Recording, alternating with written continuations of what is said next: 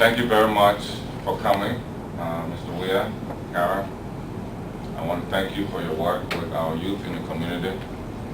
I've worked with Mr. Weir on a few of his projects involving health and tobacco and youth. We think those are very important programs for our community, and most especially for you, the young people, to be aware of your health.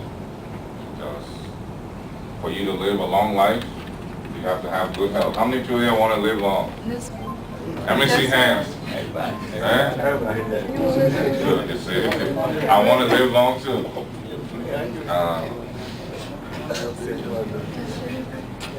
You are somewhere near the beginning to the first 1/3 of your life. This is the most fun part of life. When I think back about myself and my life, my best days were in high school when I was your age. If I had to take a part of my life now and say, well, which one you want to go back to, I'll say, please take me back to the 10th grade. I mean, at least have 3 more years with no bills. Every problem you run to the parents. But this is also the time in your life when you have the chance to make the best out of yourself, because you have a long road ahead of you, but life goes fast. It has been, this December will make 31 years since I graduated from high school. When I think back, it seemed like 5 years. It's so short. But what you do in high school and what you do in preparing yourself after high school will have a lot to do with how your life is when you get to my age. And I pray that all of you will get to my age and go way beyond. What we're trying to do here for our community is mostly about you, the youth, and our elder parents.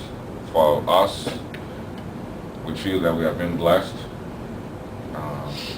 Whatever opportunities God gave us has made it possible for us to be able to be in a position where we can take care of ourselves and take care of our families. And we want you to have the same opportunity. For you to have that opportunity, you have to prepare. My late father used to say the future belongs to those who prepare for it. And remember that. If you prepare, the future will belong to you. If you don't prepare, the future will not belong to you, it will belong to somebody else. And this is where we come in to try to help you in your preparation so that you can have a bright future. We come here as an immigrant community from a different country to a strange land. And a lot of what we meet is new. And it takes some time to adjust to it. And it takes somebody to hold your hand to say, this is what you do to get ahead. This is what you do. If you do this, you get into trouble. And we try to do that for you. And this is part of what Mr. Weir is involved in our community. We have a lot of opportunities in this society for you to get ahead. And our immigrant organization, the OLM, is supposed to be the one leading the way, to show you the way, to show you the door of where these opportunities are. Who can you talk to? What are the programs that you can have to take advantage of your God-given gifts so that you can be whatever it is you want to be? Because this is your opportunity, this is your time. Whether it be preparing for college, sometimes you may think, well, I can't afford to go to college. I don't have the money, my parents don't have the money. Well, there are programs to help you. If you have very good grades, scholarships will be coming to you. You'll get letters in the mail, your school will recommend you, you'll get scholarships. The schools will be fighting for you. The same way they fight for the best basketball players, the best baseball players, the best football players, they also fight for the best students. So keep that in mind. If you want schools to fight over you so that you can be able to choose the school you go to, focus on your grades now. Because if you make good grades, they'll come after you and they'll give you what you need. If you don't have money, there are federal programs to give you grants, to give you loans, for you to be able to afford to go to school. So never think that money should stand between you and school. I'm very strong on education because my father was a teacher and he stressed education, and I always stress that to young people. Education is the one thing that nobody can take from you. Once you know it, you have it, it's for you till you die. And it will do you a lot of good. I would not be in this office today to have this kind of business if I didn't have education. And a lot of my friends that are well educated, you can tell by their life that their education has paid off. Your health is very important. Things that will undermine your health, you should stay away from. There's a lot of temptation available at your age. I've been your age, so I know. But you have to be strong mentally to be able to resist those temptations. And your behavior is another very important thing. When you have a clean record in society, it goes a long way.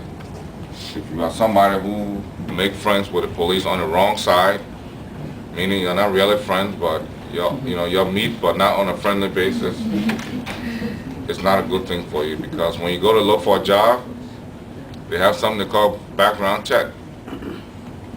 And when there are things in your background that don't look so good, employers will say, well, why do we want to bring somebody who's been involved in these kind of acts? So keep that in mind. You have a clean sheet, and it's up to you to write on your sheet. Because if you don't, and you follow the wrong behavior, they have a place where they put people who carry out wrong behavior, and it's not a friendly place. And it's not a place we want to see any of you go. I think you know what I'm talking about. It's the worst thing that can happen. I want to encourage you to stay close to God, because God gives us guidance. The Word of God is the word of life. When you follow it, your life is very beautiful. When you don't follow it, you have a lot of problems. You might think you're tough, you act tough. You see the gangster looking tough, they don't sleep well at night because they're worried about who coming to their door. When the phone rings, they're worried who's calling. When somebody knocks on the door, they're worried. When they see police car, they're worried. They live in constant worry. I can tell you that. And we want to do all we can to help you set on the right path for your own future. And this is what we want to do with the OLF, is to make sure the organization can reach out there to other organizations, companies in this country that want to help you, because we need somebody to walk to their door, knock their door, and say, this is what my people need, and this is why they need it, and this is how we're going to help them meet their needs, and we need your help. And we have people working with us on our team who are very able to do that, and I want to take this time to introduce them to you. First, so Andrew Tammy here is the leader of the Bond County Association in Minnesota. He works in the nonprofit sector. Those are the businesses that are not there to make a profit, they're just there to help. What do people need? How can we help them? Just like what Mr. Weir is doing. He doesn't do this for profit. The people he works with, they don't do this for profit. They do it to help. And he has a lot of experience in working with those kind of organizations, and he knows what programs they have for people like us, and he knows how to convince them to get the programs that we need. And it's very important that we have people like this in the organization, because this is not something that anybody can just get up and do without knowing. Everything you do you have to know what you're doing. If you don't know what you're doing, then let somebody else do it. It's the most important thing, and that's why I was talking about education before. Once you have something that you know how to do, people go after you because, okay, we want somebody to count our money in the company. They call that person what? Accountant. We want somebody who can cure the sick. They call that person a doctor. We want somebody who can help when people go to court to plead their case. They call that person a lawyer. These people get paid very well, and at the end of the day, when they go home, they are satisfied about the work they do. That yes, I was able to help somebody. That young boy came to my office. He was very sick. I treated him, sent him to the hospital. Now he's up, he's playing ball. The doctor feels good. And so it's important that we have people who know what they're doing, because then they can bring some benefit to our community, bring some benefit to you. We have Westalia. The light-skinned lady that you just saw, she's on our team. She has also worked with Mr. Weir on a lot of projects. She works in the same nonprofit area also, helping people, because this is what we are trying to do, is to help our community. I want to focus on people who are helping people. Then we have with us, there's another part of the organization called the board. That board, we want to change the organization so that the board is the boss of the organization. And I, as president, report to the board. If the board decides that they don't like what I'm doing, they can find somebody else to replace me. We want to change the organization that way, because in the past, there's been too much fighting between the president and the board. And when all this confusion go on, you don't do any work. Can you achieve anything if you're in confusion all day long? No. You need peace, you need cooperation to get things done. And there's some, fine gentlemen here with us who are running on the board. We have Mr. Arthur Zakama in the yellow t-shirt, the yellow sweater. Hi. Mr. Zakama is the chairman of the Lo-Fi Association in Minnesota. And we have Mr. John Dickens Bati right here. Hi. Bati is running to be on the board. He's a strong community member, very active around and helping people. We have Mr. Richard Parker, Lieutenant Richard Parker, to show you the strength of Lieutenant Parker. She's a Parker. She's a Parker. When you're in the U.S. Army, to be a lieutenant is not a simple thing. And he is the first Liberian lieutenant that I know to rise to that rank in the U.S. Army. So that means he knows something, he's doing something right. He's a disciplined person, knows what he wants to do, he's highly educated, and he wants to help our community. But also, before I omit here, all of what we are talking is going to need money. People are going to have to trust us with money. Members of this organization are going to have to pay dues. And one of the biggest problems we have in our community is that people do not always account for the money properly. There's always this money, holla holla, what happened to the money, what didn't happen to the money. And that's one of the most important areas for us. And we have the person who's going to be controlling the money.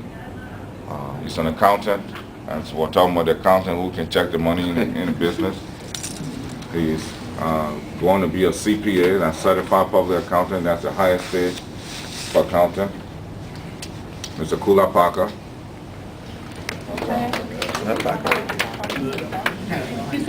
There's Ms. Sylvia Cooper we're talking about. And then this campaign we are running. The brain behind the campaign. It's Mr. O'Brien Yima.